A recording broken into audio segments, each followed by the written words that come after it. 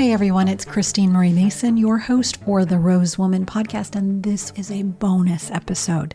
It's a little unusual. One of my other projects in life is to do healing work, yoga work, and I've been teaching and doing things at various festivals for many, many years. A couple of years before COVID, I taught at a festival in Northern California a workshop called I'll Take It From Here, Healing with Your Parents and Owning Your Life. And I do a specific one around healing the maternal line that's related to that. The Healing the Maternal Line class I've done in yoga studios. I've done it in our own place in Hawaii. And during the early part of the pandemic, I decided to record it. So it's a little esoteric if you're a more mainstream listener and you're not into meditation or yoga or philosophy in the way that I've been. It may not be for you. But if you're interested in exploring something new, this is a multi-part practice. In the first part, I talk about the influences on this understanding of how we bring transgenerational trauma along for the ride, like what we get from our parents and how that lives in us until it's looked at and it's healed. And that when we do forgiveness and blessing work back towards our parents, how that ripples back to us and to everyone that we touch, and sometimes even backwards in time in the family line.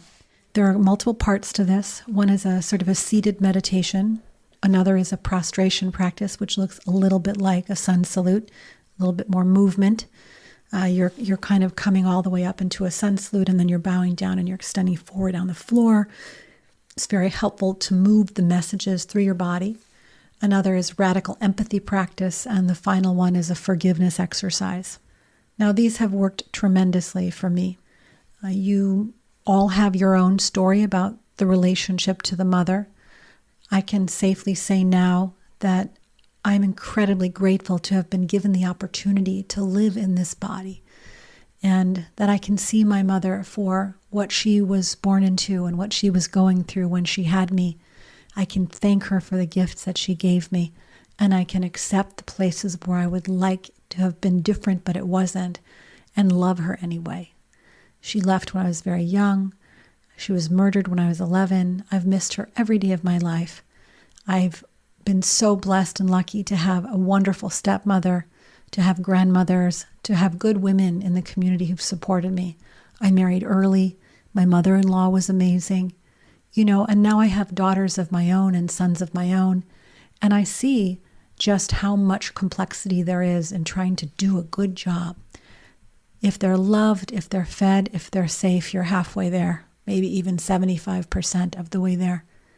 So with that in mind, might we look at our own mothers with love, understand how much it takes to bring a being into this world, and forgive them with any lingering design a new kind of relationship, and own our lives. Don't let the limitations that we inherited rule our decisions day to day. So here we go. Part 1, healing the maternal line.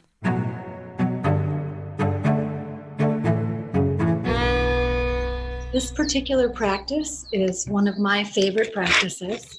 That particular journey on healing the feminine was a long one for me, but it was helped by a number of people. So I want to begin tonight by nesting the practices we're going to do in a gratitude and acknowledgement of the people that I learned them from and or iterated off of the things that I learned from them.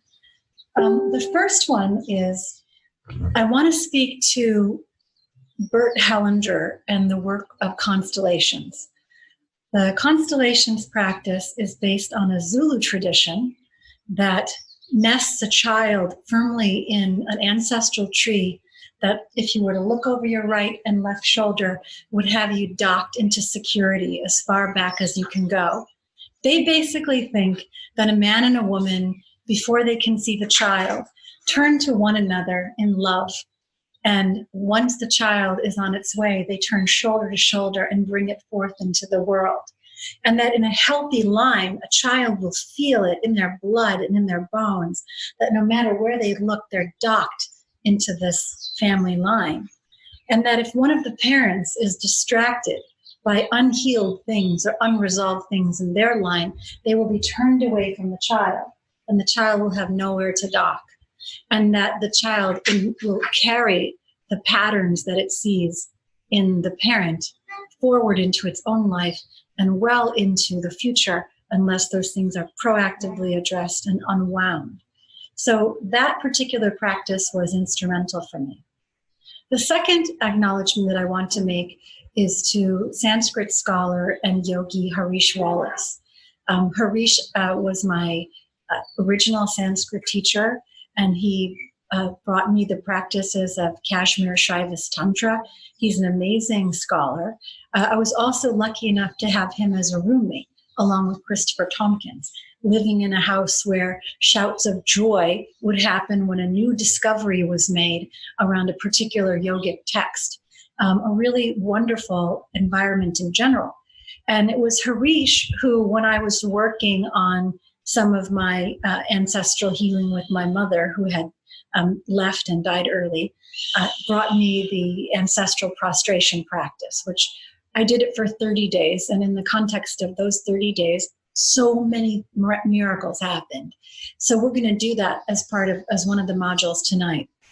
I was in Kathmandu when I saw that practice being done by actual devotees in that tradition. And the beauty and constancy and focus of those practitioners, moment after moment, day after day, morning after morning, was also an inspiration. And you'll see that informed in the way we move through that particular practice. The next acknowledgement I'd like to make is to Mark Whitwell, who's been my teacher for 13 years in the line of Krishnamacharya's yoga. Mark's whole narrative is that we've been sold a bill of goods with Western yoga, and that it's really about returning to the beautiful intimacy of you and your breath as participation in life itself. And so when we're doing that practice, we'll use some of Mark's breathing techniques. The next thing is the history of transpersonal psychology, and particularly a 2-year training program that I've just coming to completion on with the master teacher, Thomas Hübl. What Thomas is talking about in his work is that is similar to constellations, but it has a much more targeted intervention practice, where we are carrying the stories and the warps and architecture of our parental line in our bodies. And that once we're able to presence and recognize and feel those things, we have the opportunity, with skills and support with one another, to heal and to change those architectures to achieve more freedom and presence, so that we're not reacting out of a contraction and a pulling away to things that are reminiscent of the family line. And we're also not pulling out of ourselves and losing touch with our own life force when something happens. How do we stay present and aware of both ourselves and the other? So Thomas's work has been applied not just in individuals and in families, but in war zones and in places like in Germany or in Israel, or places that have experienced natural disasters and tremendous loss, when there's a loss that's held in memory by the group. So what you'll hear through all of these threads is acknowledgement of the softness of the space between us, that there is something mysterious that's happening in the field, and not just in the field between you and me, but in the field between generations. The time-space, although we perceive it with our brains as moving in one direction, is actually happening in both directions all the time. Whether you're looking at science fiction or the Matrix, or studying multiple dimensions in physics, all time exists at once. So it's a pretty outrageous idea that if you do work to bless your ancestors, that it rebounds through you and to you in real time, as well as to others who are descendants in that family line.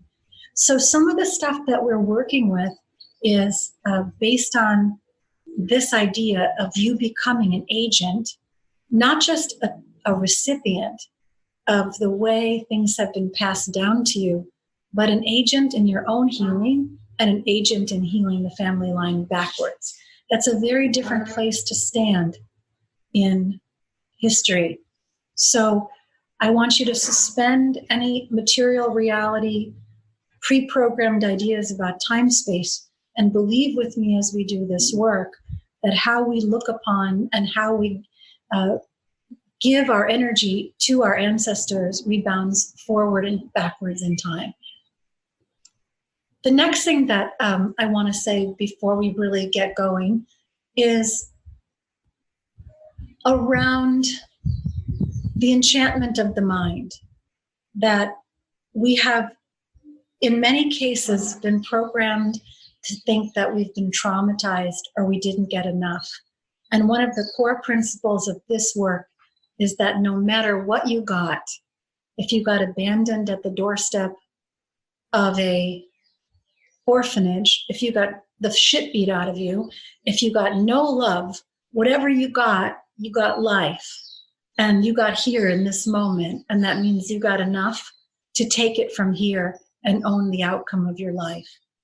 And that's an immense step to see that power, to say once and for all, it's not my fault, but it is my responsibility.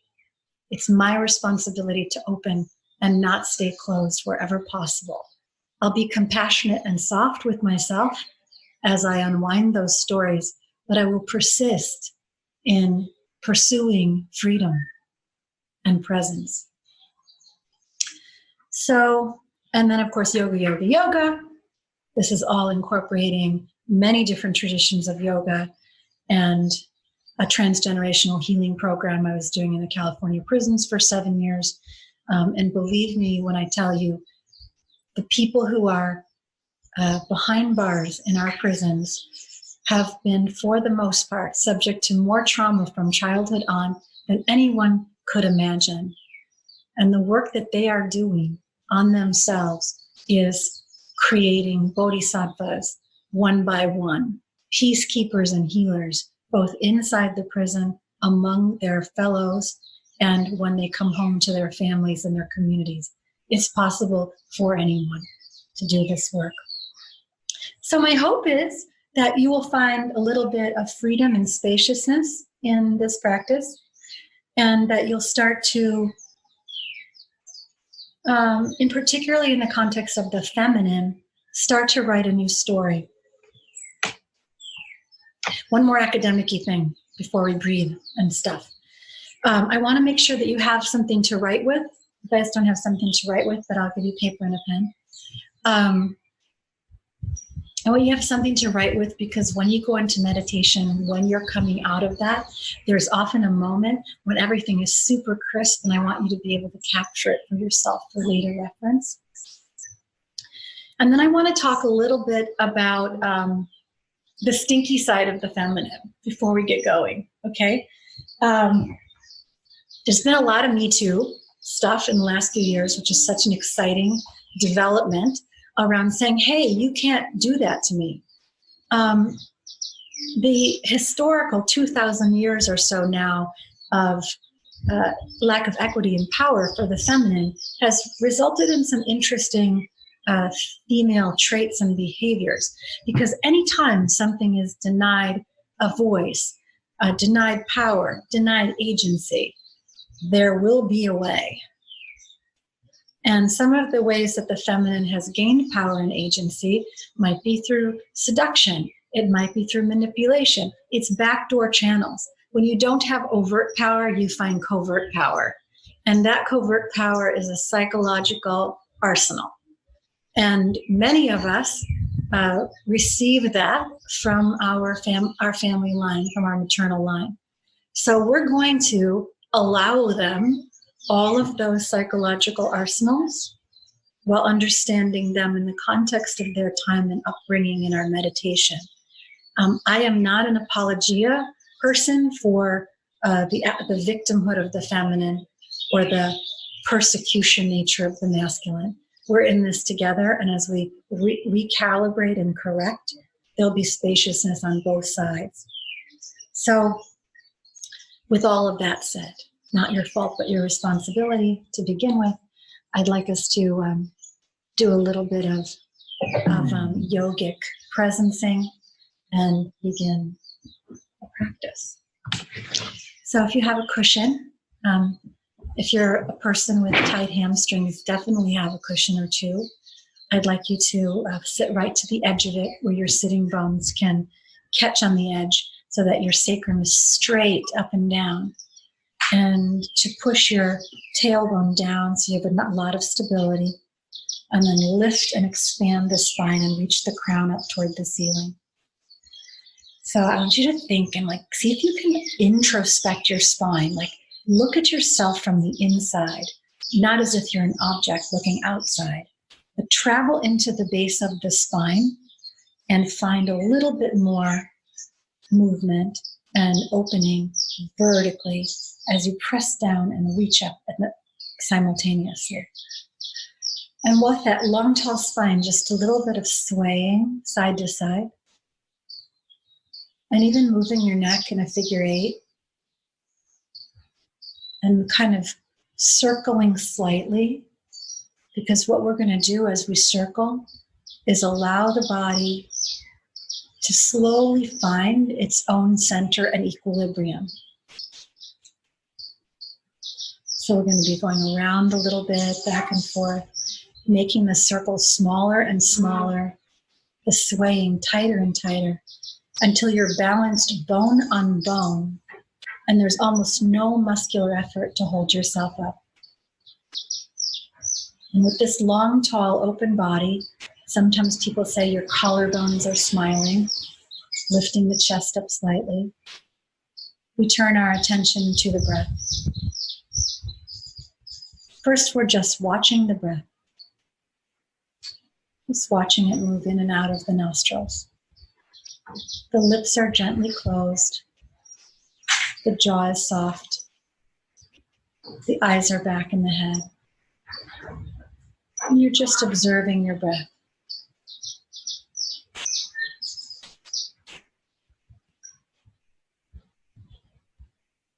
Now add a little long deliberation to the inhale.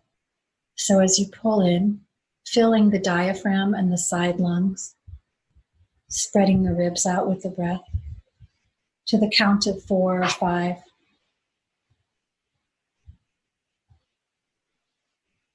And equal length on the exhale.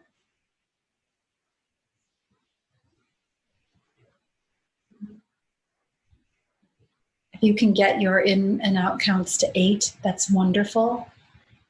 And if you can add a little pause at the top and a little pause at the bottom, staying empty, staying full as you're doing this circle, please do that. So we'll inhale.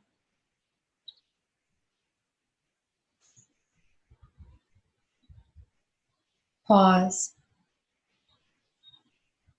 Exhale.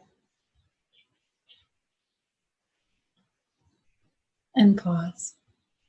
And we'll do that just a few more times on your own pace.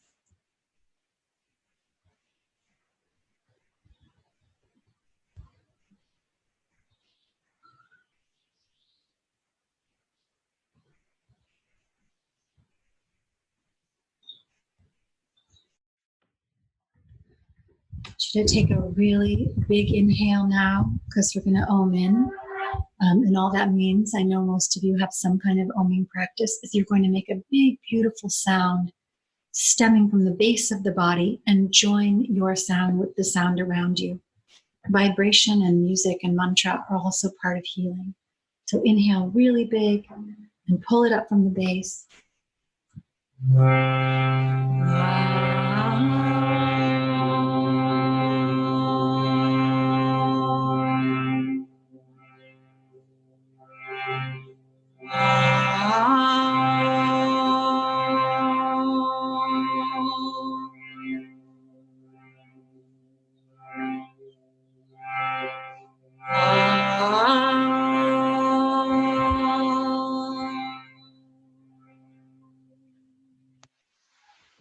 All right, I'm going to move into the first practice.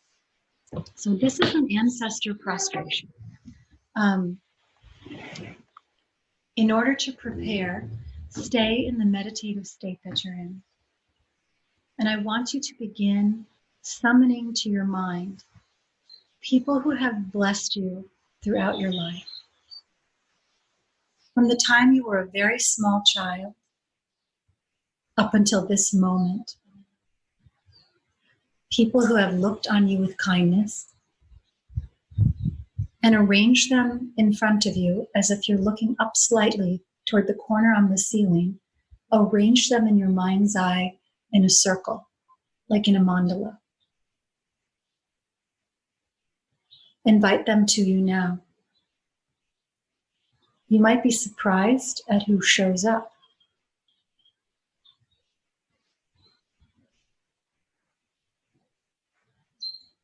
Find specific faces and places in time.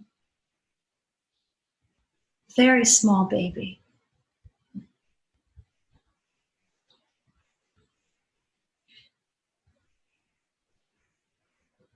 Kindergarten, first grade.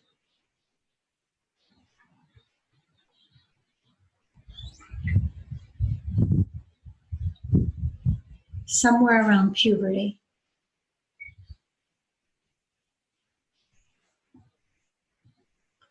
And in that manner, roll forward in time.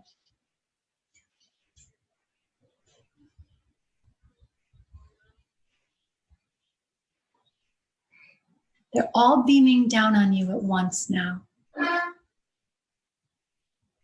People who are very close in and people who are farther away in your personal mandala. It might be a teacher. It might not even be someone who you knew in the body. Maybe it's an avatar or a philosopher or an author, someone who gave you a kind of a transmission. Maybe it's a pet. Okay? Wonderful.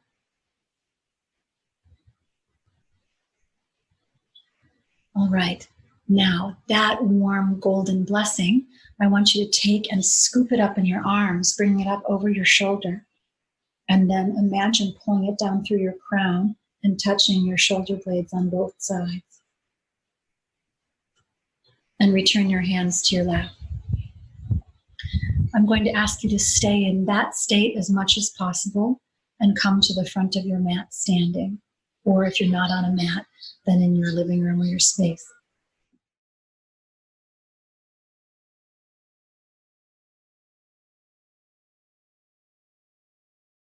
So as you stand in Hastasana, just in equal standing pose at the front of the mat, find again that equilibrium and bring the hands to the heart.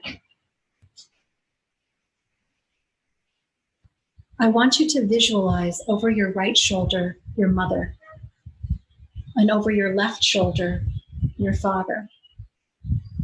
And if you were to turn and look at them, see your grandparents on both sides, and your great-grandparents, and your great-great-grandparents, all the way into infinity, back to the unnamed places of Adam and Eve, or the proto-humans.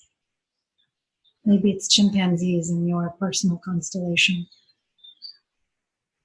And feel that, because that's who we're giving that blessing mandala to. And go through it first very slowly. It's somewhat like a sun salute, but much, much softer. Sun salute is all, often very rigid lines. And that's not what this is at all. So you're going to reach up and you're going to gather that blessing and bring it down to your heart and fold forward. Reach for the ground and make your way down onto your belly as gently as you can, and extend your hands out in front of you with your hands turned up, and bow your head to the floor, tucking the chin. Now you're receiving those blessings, and that same gesture we did sitting, you're going to lift that and push it like a wave over your head and touch your shoulder blades, and imagine that blessing traveling backward in time to your mother's line, your father's line, and through the whole array of beings who conspired to get you here. Return the hands down, receiving. Place the hands by the chest. Very slowly pull up into a child's pose, almost like you're in a trance. Turn your toes under. Walk forward and rise up.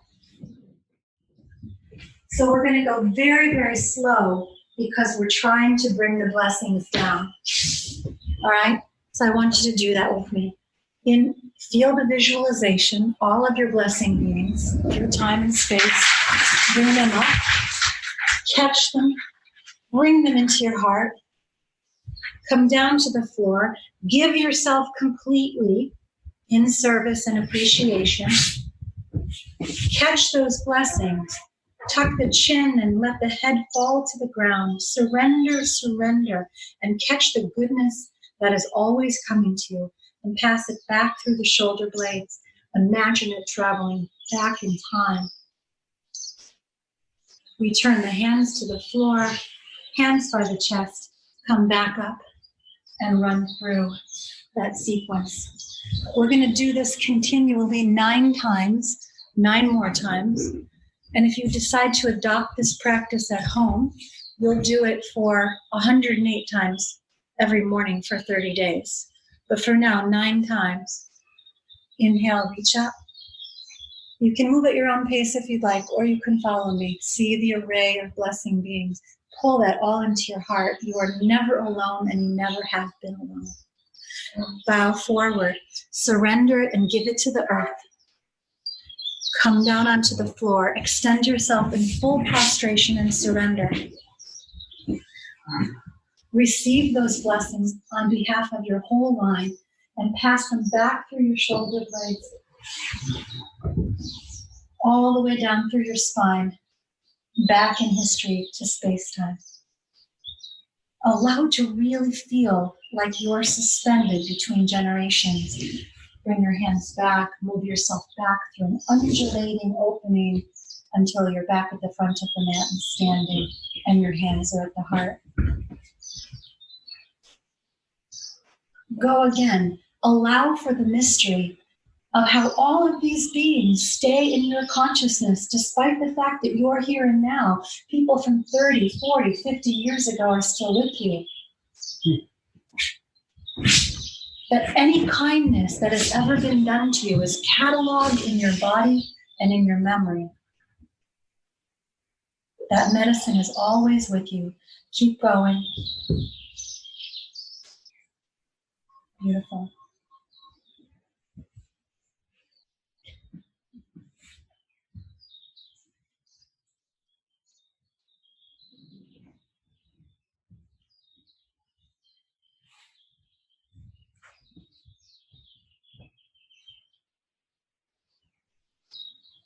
See yourself in this practice now, taking on the face of your mother. And having all of the blessing beings and doers of kindnesses that have come your way, look at her with the same love. As you pass it back through your spine, not only to your mother and to your father, but let that love transfer directly to your grandparents. Who knows what they went through? Maybe they were in a war. Maybe they were immigrants. Maybe they were suffering. Give them that love like you would a child. Give them all of the kindness and blessing that has ever been given to you. And keep going. Around number 5 now, I believe.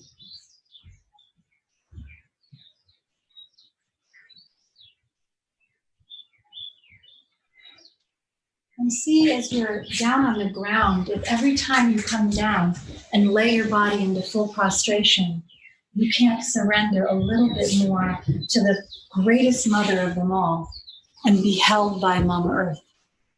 Let the weight of your body surrender to gravity and be pulled into her. You never did alone.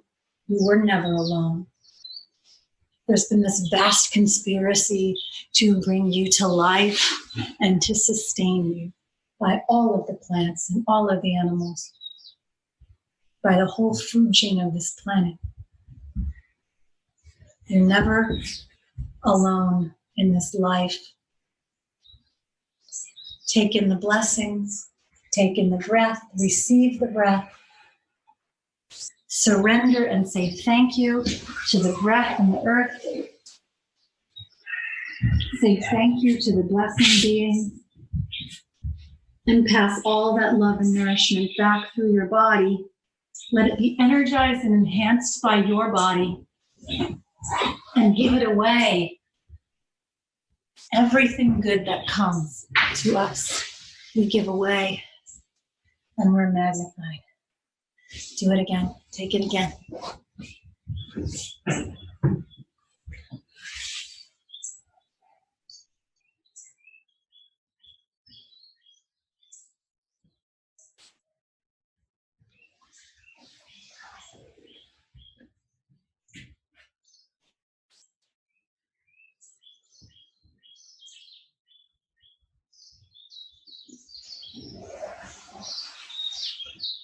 Should be around 7 now. 2 more. And let's do these last 2 with me being silent.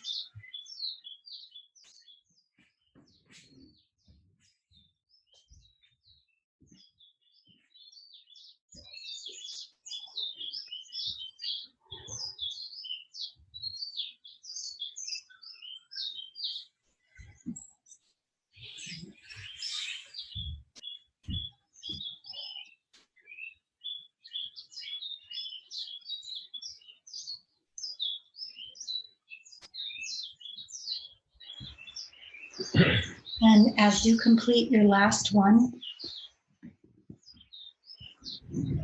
in your own time, come back to your cushion and return to your even breathing.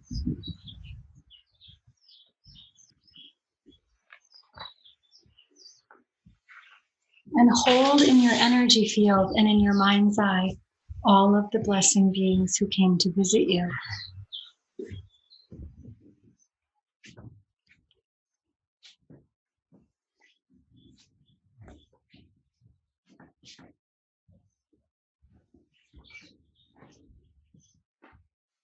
With as little disturbance as possible, take your pen and your paper and open your eyes and begin writing. Who came and visited? What were the blessing beings? Who were the blessing beings who you saw when you arranged your personal mandala? Were there any surprises?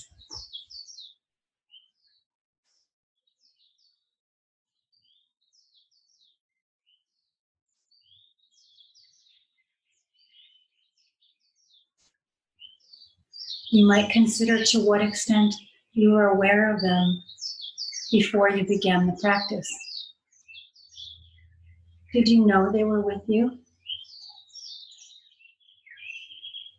So we'll write for 3 more minutes, stream of consciousness. No editing.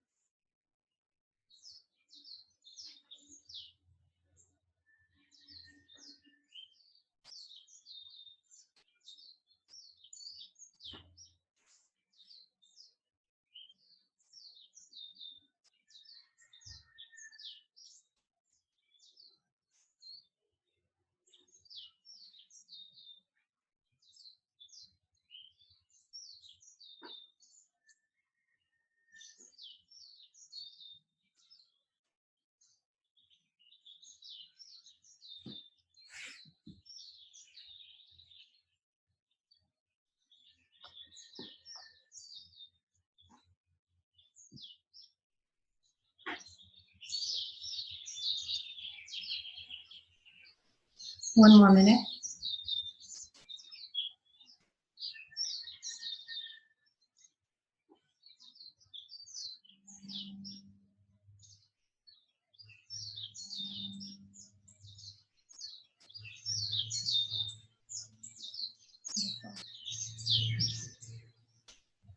Beautiful.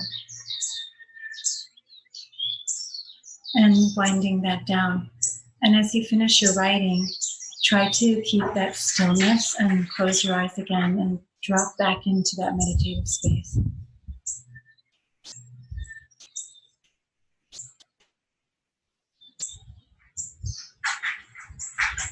So returning to the posture that we were in the beginning, very tall spine.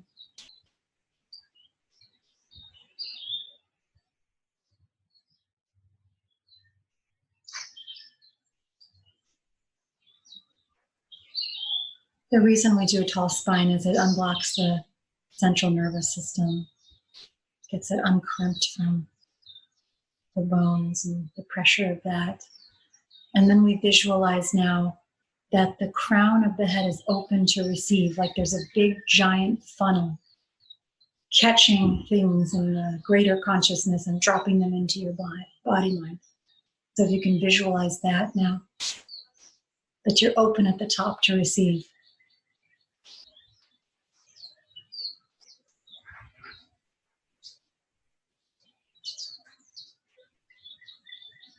And I want a projection screen now up in that space at the crown, because we're going to move into some grade A visualizations. And tonight we're going to focus on the mother, although we could do this easily with your dad. In any case, tonight's the maternal line. So I want you to begin to project into that visualization space your mother as a baby. Maybe you've seen a baby picture of her, maybe you haven't. So you might have to do some filling in the blanks with your imagination. But I want you to imagine her on the day that she was born and the context of her life. What environment was she born into? How did her own mother look at her or her father when she arrived in the world?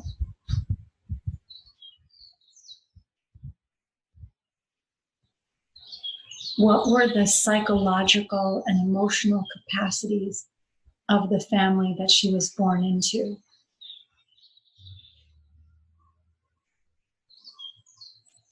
What were the material capacities or constraints to provide for her?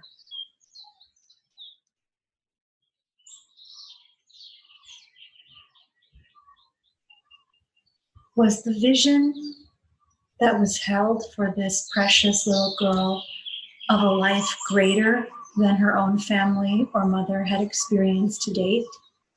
Or was it an expectation of more of the same, that she would stay in her place and uphold tradition?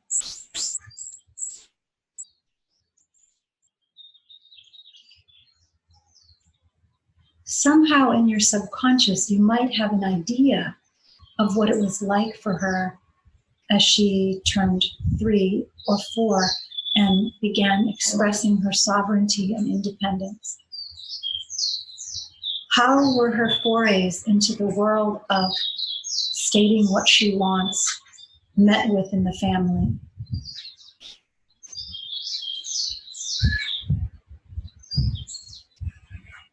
When she went to school, what was her life like?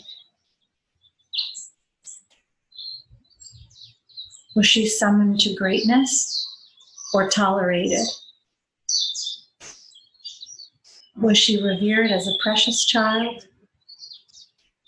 or viewed for her transactional value to others?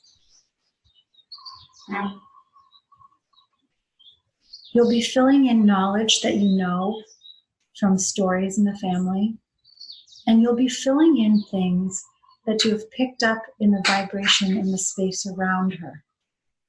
Things that you feel somehow in your bones are familiar.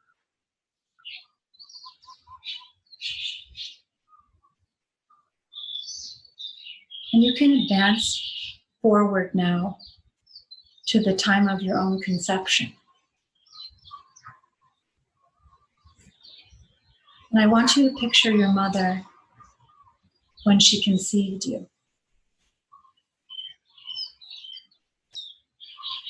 Was she solid in her own body and ready to mother again? Was she expecting you with joy? What was going on in her life?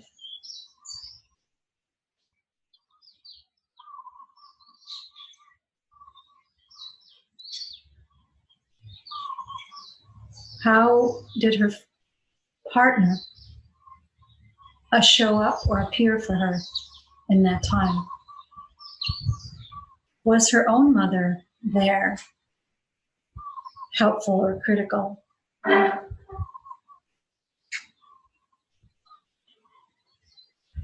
And now be your mother on the day that you were born.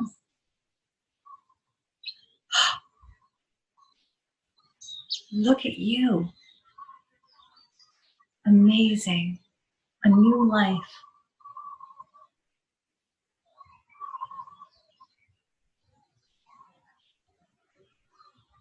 What do you know in your bones to be the state of her heart? We have so many mixed feelings when we become mothers. Are we going to do it right? Will we be up to the task? Will we lose our identity? Will we know what to do?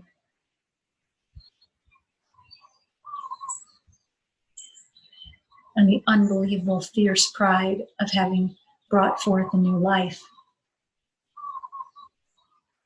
Maybe all of those things were present.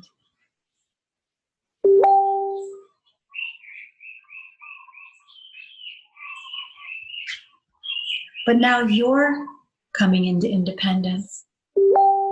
And you're sitting there with your mother looking at you, and she's responding to you from a place of her own capacity to react to your sovereignty. What do you remember? And at each stage, as you move forward now, I want you to try to stand in her shoes and watch her life as it was a movie.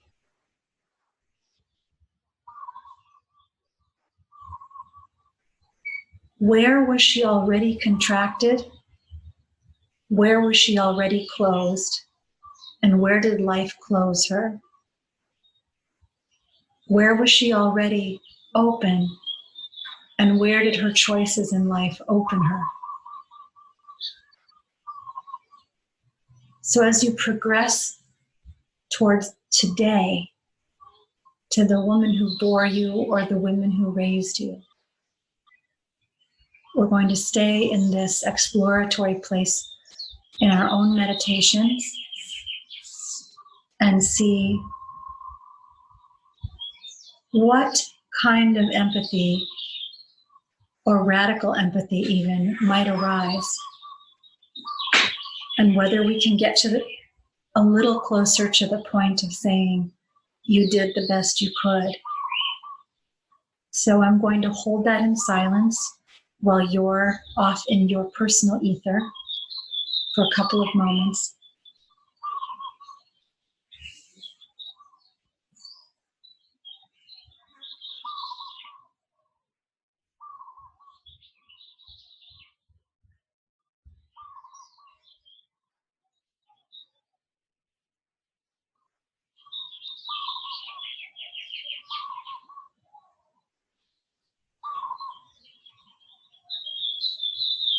Now, it could be that you found nothing new in that journey.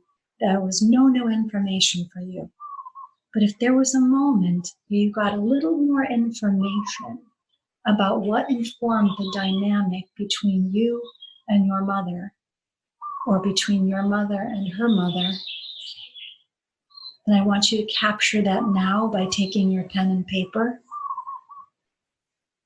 And in a meditative state, again, stream of consciousness, beginning to write. And perhaps your writing will take this form. Please forgive me, Mother, for having misunderstood.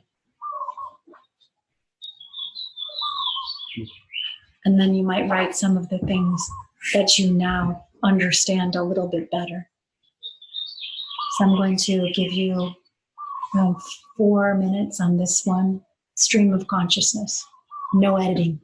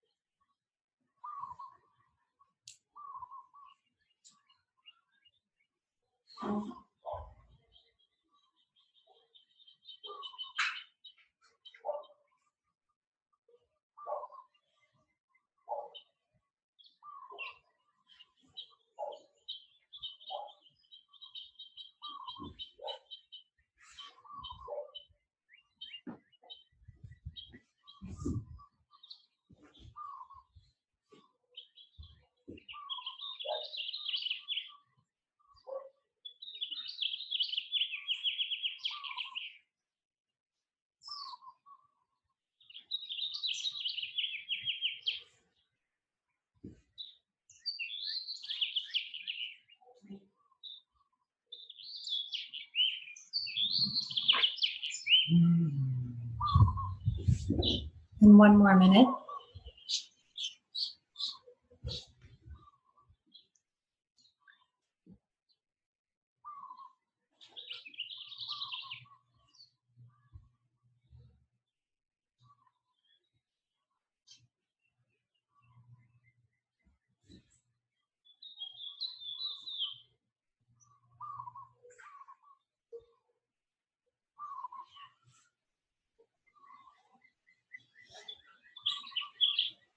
And bringing your writing to a close and returning into your center and stillness.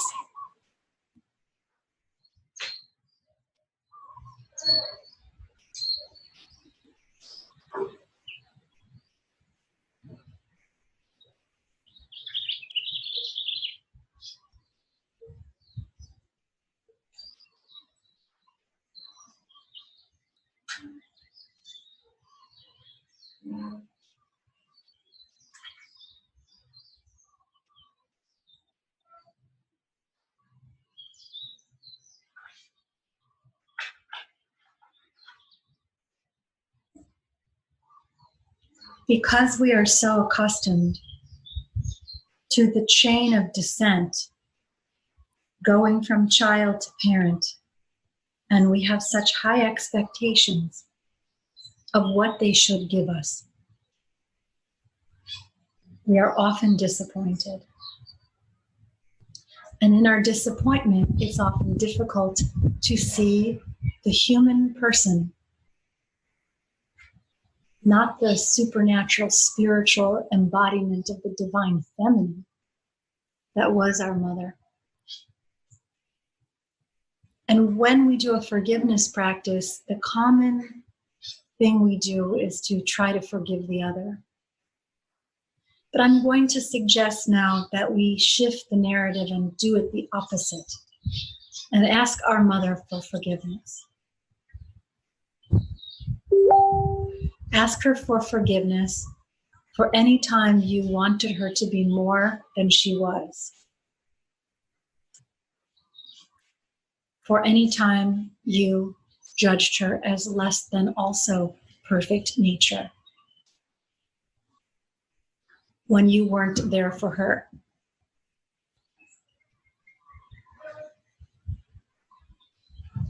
When you did not give her safe passage through your mind. for whatever naturally occurring reasons that is. Mother, forgive me for any moment that I didn't love you unconditionally and see you also as a child of the divine.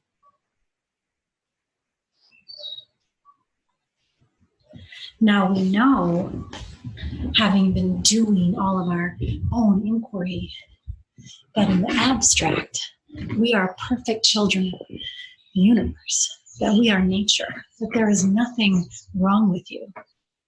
And anyone who is loving you as a parent, we wish would love us unconditionally and see that in us. And sometimes their eyes are blocked. Their vision is blocked. And so the next stage of our forgiveness practice is to say, and I forgive you for any time your eyes were clouded and you couldn't see the nature of me. We have missed out on each other's beauty. I forgive you. Now, forgiveness has a lot of complexity.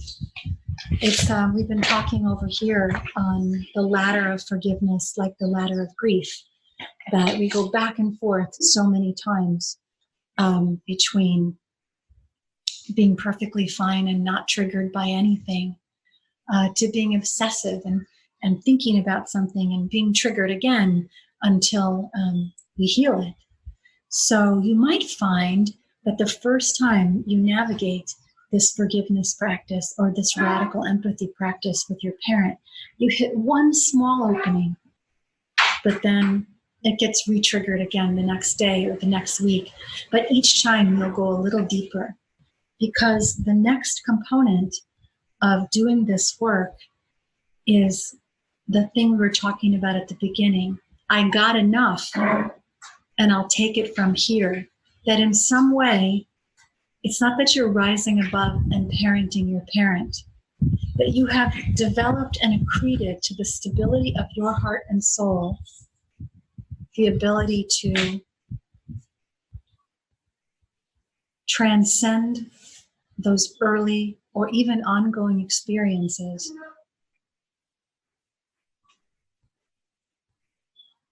Know the truth of your own being and give that back to the women who bore you. So in the spiritual community, what I often find, and maybe this resonates with you, is that people seem to be able to go to Gaia and the Divine Mother, to Saraswati and Kali and Lakshmi, but they can't call their own mom. So we are going to do a little exercise. My harmonium playing is so basic. So with your permission, con permiso, I'm going to play the recording of this chant that Adam did, that I'm singing on. And we can do it with that in the background, this Jai Ma chant. And I want to play it with us attempting to go through our own embodied biological mother, not through some abstracted embodiment of the feminine, but through the very human and imperfect people, the women in our life. Whether you're a man or a woman.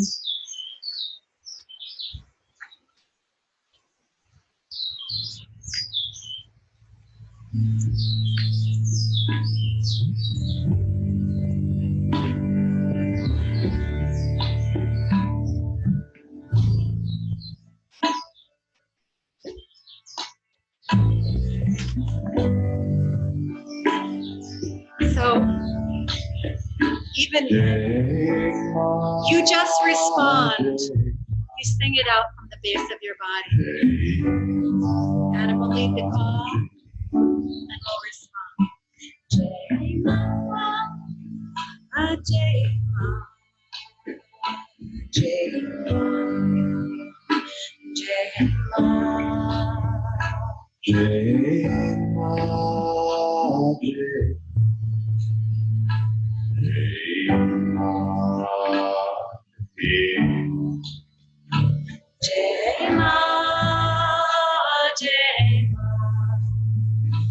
J Ma,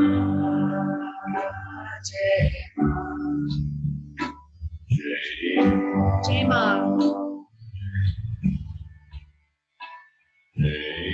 So every time he stops singing, you fill in the response. You sing the J Ma part. J Ma, J Ma. I want to hear you. I wish I could hear you, but I want you to hear yourself. I want you to take that surrendered attitude that you had when you were laying on your belly and reaching your arms out in front of you and saying, thank you for life and for all of the kindness and the blessing that you gave me. And I want you to take that same kind of surrender and lift your hands up and give thanks to the mother. J Ma, J Ma, J Ma, J Ma, J Ma, J Ma, J Ma.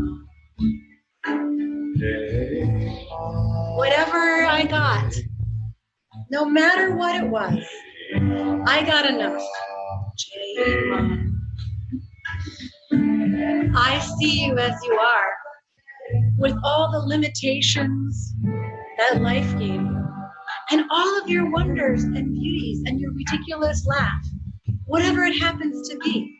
I see you, all of you, and I love you, and I'm so grateful for you. Thank you for giving me life.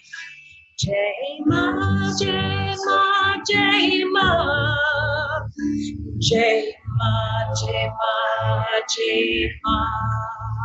You just keep going and continue to feel your chest opening and your heart opening. And you are going back through your maternal line. You are going back through every woman in all of history who gave birth in fear of losing her life. For every woman in the maternal line who died bringing forth life. For every woman who birthed a child who died shortly thereafter of disease or famine. For every pain of birthing and loss of every woman in all of your lines. J Ma. J Ma, J Ma. J Ma, J Ma. J Ma, J Ma. For my grandmother, whose husband went off to war, where all of the neighbors were dying, and she was home with 4 small children trying to navigate World War II. J fucking Ma.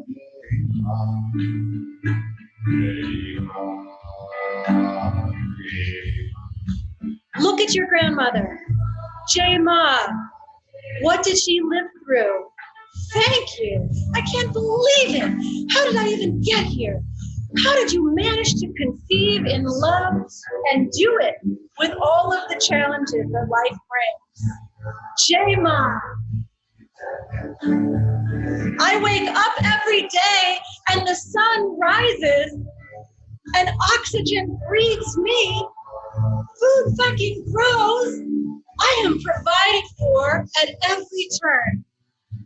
J Ma. J, J, J. It's victory, you know. J is the word for victory. And Ma, that's of course the mother, but it's life. It's victory to life. And are you not the end embodiment of life wanting itself? Are you not perfect and deserve it?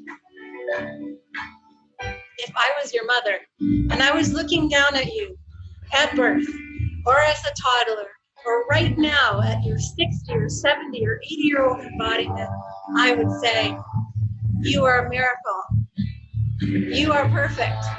You have nothing to prove. You are enough. In fact, you are unbelievable. And I turn now into my heart to anything in me, whether I'm male-bodied or female-bodied, that nurtures, that loves life, that cares for others. Any part of the embodiment mother that lives in the physical structure I'm in right now. And I praise and give that loving force all of my devotion.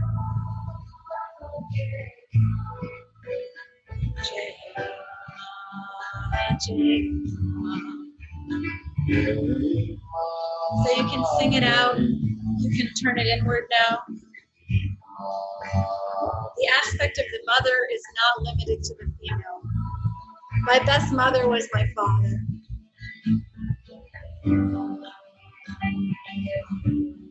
And so I know that the men who are doing this practice can feel in them the small seed place that wants life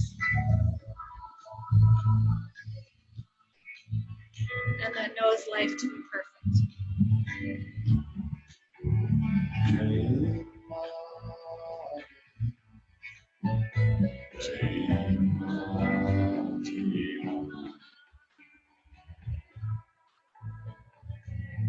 In this particular chant, the interstitials are praising all of these different aspects of the divine feminine: creativity, abundance, fierceness, protectiveness, all of the qualities of a mother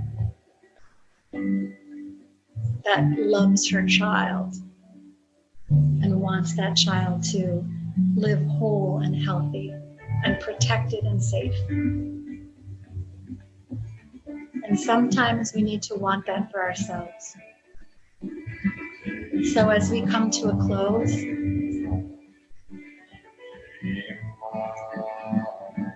I want you to take that into prayer for yourself. Thank you, Ma. I love you. Please forgive me. I forgive you. I got enough. I'll take it from here. I contain the seeds of the great force of life that nurtures and protects and grows.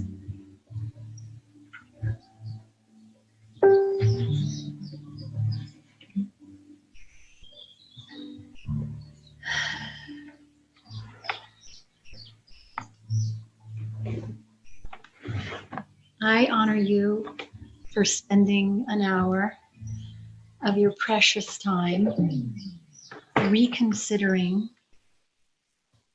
how we might access the divine feminine through the people who are around us and how we might expand that in our own being.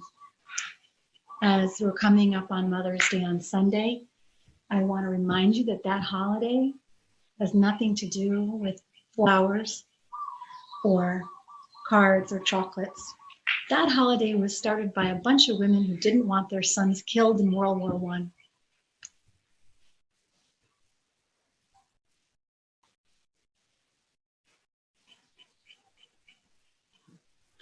They marched in the street so their babies wouldn't get killed. That was Mother's Day. A society that sends its sons and daughters to war for profit is in denial of life and in denial of everything a mother stands for. So I give you my best Mother's Day blessing. If you want to take another big breath with me and exhale and inhale again.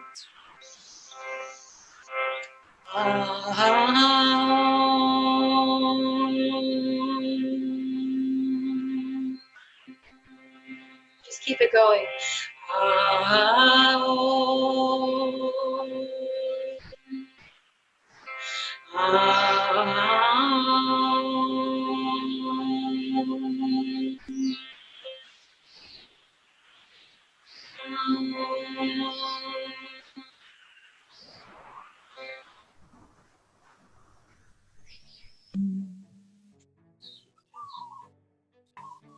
You are nature, you are perfect, you are blessed. Hariom Tatsat. Thank you.